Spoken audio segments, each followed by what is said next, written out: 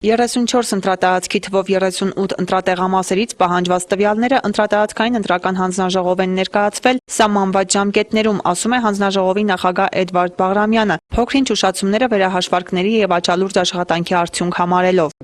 Ժամկետը սահմանված է մինչև առավոտյան 8:00։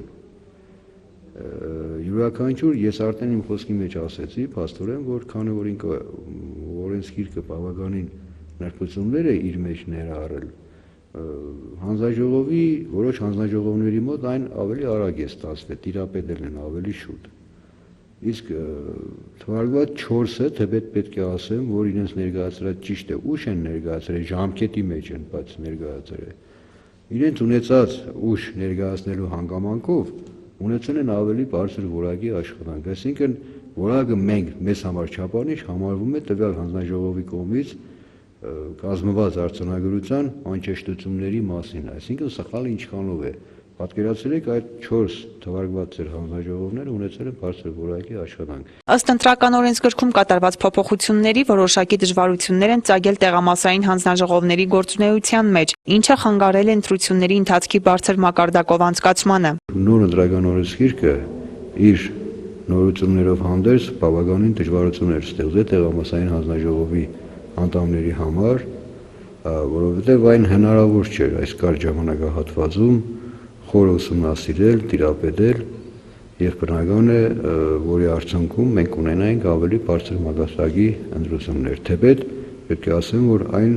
բավականին գոհացի չէ եղել։ Ինչ վերաբերում է ընտրատեղամասերում լուրջ եւ էական օրինախախտումներին, պարոն Բաղրամյանը նշեց, որ նման արձանագրություններ ոչ մի ընտրատեղամասի գրանցամատյանում չի արձանագրվել։ Հանձնաժողովի նախագահը միաժամանակ չբացառեց, որ հնարավոր է օրվա ընթացքում բողոք դիմումներ ներկայացվեն։ Հիշեցնենք, որ քվեարկության հաջորդ օրը ժամը 12-ից 18 առաջադրված թեկնածուները նրանց վստահված անձին կամ համամասնական ընտրակարգով ընտրություններին մասնակցած կուսակցությունների ներկայացուցիչները կարող են հանդես գալ բողոք դիմումներով։ Բողոքներ տարբեր տեսակի են լինելու, կարող են լինել եւ թեկնածուների կողմից, եւ վստահված անձանց կողմից։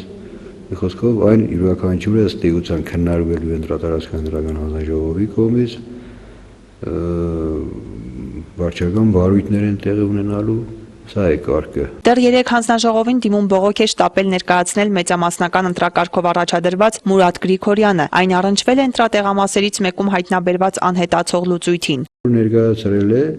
անհետացող լուծույթի մասին է եղել, այդ խնդիրը դուք բոլորը տեղյակ եք գիտեք, իր արարգությունները եւ բողոքներ ներկայացրել, որով որ հանձնաժողովը ընտրատարածքային անմիջապես անդրադառնալու է, բնական է այս ամփոփումներն ավարտելուց հետո բողոքին տալու ենք համապատասխան պատասխան։ Հիշեցնենք, որ ըստ նախնական տվյալների այստեղ առաջադրված թեկնածուներից Մարտուն Գրիգորյանը ստացել է 16704 քվե, Մուրադ Գրիգորյանը 1475 եւ Արման Սահակյանը 14168 ձայն։ Ալա Բաղդասարյան, Անդրանիկ Բարբարյան, Ազդարար։